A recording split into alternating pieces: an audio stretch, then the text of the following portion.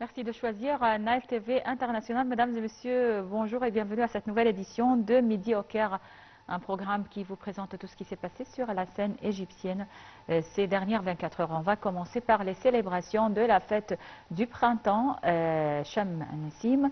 Tous les Égyptiens ont célébré hier cette fête qui remonte à l'Égypte antique. Cham Nessim est bien plus qu'une simple fête de printemps. C'est une célébration de la vie, de la nature et de l'unité du peuple égyptien à travers les âges. Sa longévité prouve son importance culturelle et sociale dans l'histoire de l'Égypte. Cham Nessim est une ancienne célébration de l'Égypte antique rattachée à la fête de Pâques au IVe siècle par le patriarche Athanase d'Alexandrie qui organise le calendrier festif en Égypte. Les Égyptiens d'aujourd'hui donc conservent toujours les mêmes coutumes des célébrations de la fête de Cham Nessim, comme la sortie au bord du Nil ou dans les jardins, dans les places où il y a de la verdure pour accueillir le printemps, et ils consomment aussi des plats comme leurs ancêtres, comme par exemple au menu les poissons salés et les œufs colorés.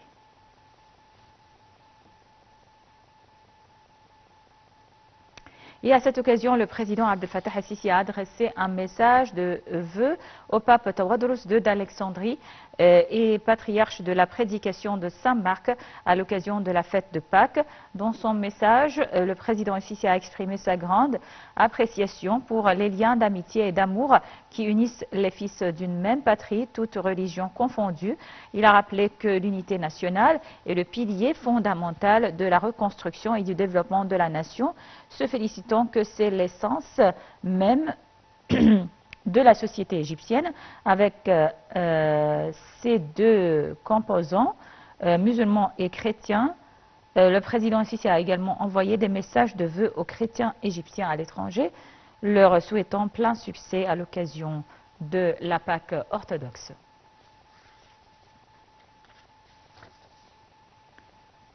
La première dame d'Égypte, Madame Intisar el-Sisi, a elle aussi félicité les Coptes de l'Égypte à l'occasion de la fête de Pâques. Sur sa page officielle, Madame Intisar el-Sisi leur a souhaité, ainsi qu'à tous les Égyptiens, la bonne santé, le bonheur et l'amour.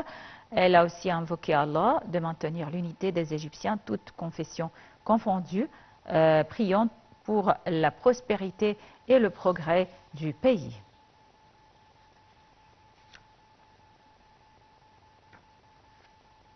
Le ministre des Affaires étrangères, de l'émigration et des Égyptiens à l'étranger, Dr Badr Abdelghati, a présidé la délégation égyptienne au comité de suivi et de consultation politique avec l'Arabie saoudite lors de sa visite à Riyad ce lundi. Les détails dans ce compte rendu signé Marwa Arafa et Shahinaz Ismail. Le ministre des Affaires étrangères et de l'immigration, Dr Badr Abdelghati, a présidé la délégation égyptienne au comité de suivi et de consultation politique avec le royaume frère d'Arabie saoudite lors de sa visite à Riyad ce lundi. La réunion a reflété l'aspiration commune à faire progresser le rythme de la coopération dans la mise en œuvre des directives du président Abdel Fattah el-Sisi et du roi Salman Ben Abdelaziz et du prince héritier Mohammed Ben Salman pour approfondir les relations entre les deux pays et continuer à les développer dans divers domaines et coordonner sur les questions d'intérêt commun pour réaliser les intérêts des deux peuples. Au cours des travaux du comité, les deux ministres ont discuté des moyens de soutenir les relations économiques et d'investissement entre les deux pays. Dr Abdelghati a souligné la nécessité de maximiser les avantages des cadres institutionnels économiques existants entre l'Égypte et l'Arabie saoudite et d'échanger des visites de hauts fonctionnaires, d'hommes d'affaires et d'investisseurs. Il a souligné l'intérêt de lancer le forum d'investissement égypto-saoudien comme une étape importante dans le soutien des relations économiques entre les deux pays. Ils ont également convenu de l'importance de lancer le Conseil suprême de coordination égypto-saoudien et de lancer ses activités dès que possible, ce qui contribuerait à faire progresser la coopération entre les deux pays frères dans divers domaines politiques, économiques, culturels, sociaux, militaires et sécuritaires. Et donc passons à notre dernière nouvelle et à ce reportage sur cette nouvelle découverte dans la région de Saqqara.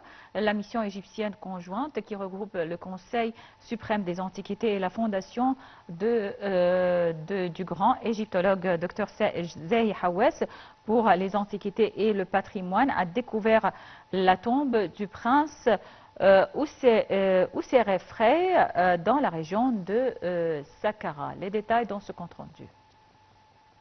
La mission égyptienne conjointe entre le Conseil suprême des antiquités et la fondation de Dr Zahi Hawass pour les antiquités et le patrimoine a découvert la tombe du prince Ousseret, fils du roi Ouserfak, premier roi de la 5e dynastie de l'Ancien Empire, dans la région archéologique de Saqqara, en plus de nombreuses pièces archéologiques importantes datant de cette époque et des périodes tardives. Une fausse porte monumentale en granit rose a été découverte mesurant 4,5 mètres de hauteur et 1,15 mètres de largeur. Elle est décorée d'inscriptions hiéroglyphiques mentionnant le nom du prince et ses titres, dont le prince héritier, le gouverneur de Bouto et Neqeb, le scribe royal, le vizir, le juge et le prêtre chantre.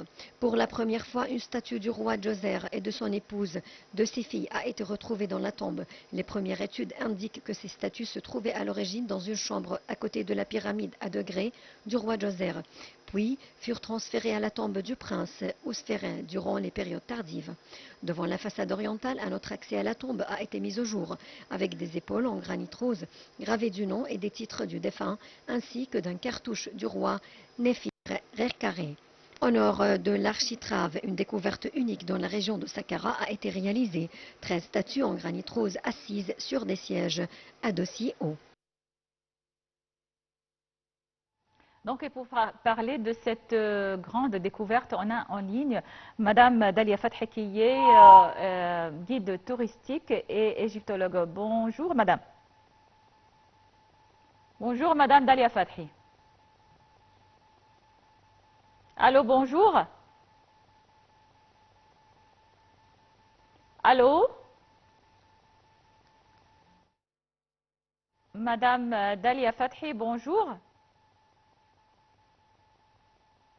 Donc, apparemment, on a perdu donc, le contact avec Madame Dalia Fathi, qui est guide touristique et qui allait nous parler donc, de cette découverte dans la région de Saqqara. Bonjour. Bonjour madame. Alors vous m'entendez bien?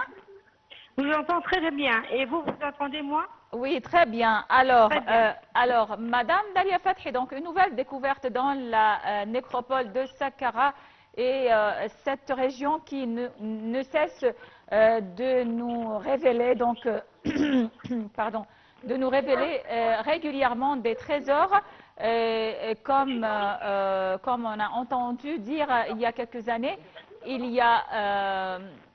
on a découvert que le tiers des trésors de Saqqara. Alors, parlez-nous de cette nouvelle découverte, son importance. Bon, premièrement, j'ai vu que vous prononcez bien l'histoire en disant c'est la nécropole de Saqqara. On ne dit pas la visite des pyramides de Saqqara. Bon, c'est une site vierge.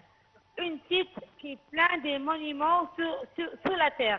Je peux vous dire que ça, c'est la cité nécropole de la capitale de Memphis. Donc, tout était dans le sol jusqu'à maintenant. La capitale a saisi à l'époque à peu près de 5000 personnes. L'enterrement, c'était à Saqqara. Une cité pleine de trésors. Nous, quand on visite les tombeaux à l'intérieur, on voit beaucoup de choses qu'on n'a pas vues autrefois. C'est la vie quotidienne chez les anciens Égyptiens. Oui. Ils ont gardé ça pour nous, pour lire l'histoire comme ils voulaient. Donc là, on dit toujours que la nécropole était tout par terre. Et justement, M. Zahi Hawass, il a commencé à faire quelque chose du bien, de faire pour nous des fouilles à l'intérieur des temples. Et quand il a fouillé, il a commencé à sortir beaucoup de choses. Et avant tout, il y avait Jean-Philippe Louer, l'égyptologue très connu de la France. Et par suite, Mariette, il a ramassé la plupart des monuments et des visités au musée de l'Antiquité du Caire. Il y a la plus ancienne statue qui fait Dieu de Joseph. Donc, ce site-là, c'est parmi les sites les plus importants du monde, parce que c'est une patrimoine mondial. Tu vois l'histoire avec des dessins, c'est pas des hiéroglyphes. Et quand ils ont commencé à dessiner, ils ont inventé des formules qui fait Dieu.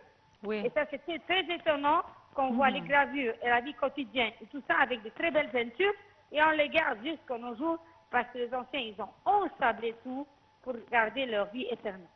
Très important. Bon. Oui, cette tombe donc du prince Ouserefret, je ne sais pas si je le prononce bien, mais qui est donc ce prince et quelle est son importance? Avant, je n'ai pas entendu la question. Oui, cette nouvelle découverte dans la nécropole de Saqqara la semaine dernière, qui est la tombe du prince.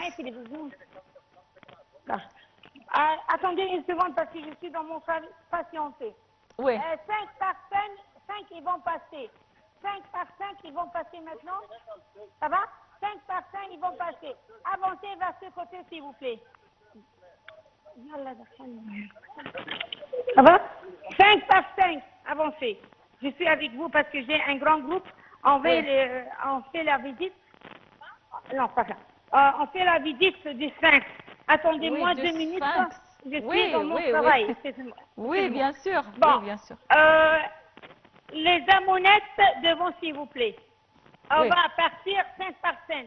Bon, alors, Madame Dalia Fathi, je vous laisse donc avec votre Merci groupe. Beaucoup. C'est très gentil de votre Oui, je part, vous laisse avec votre groupe et passer une excellente journée et une excellente visite. Excellente journée. Merci. Oui. Et à la prochaine reportage. À la prochaine.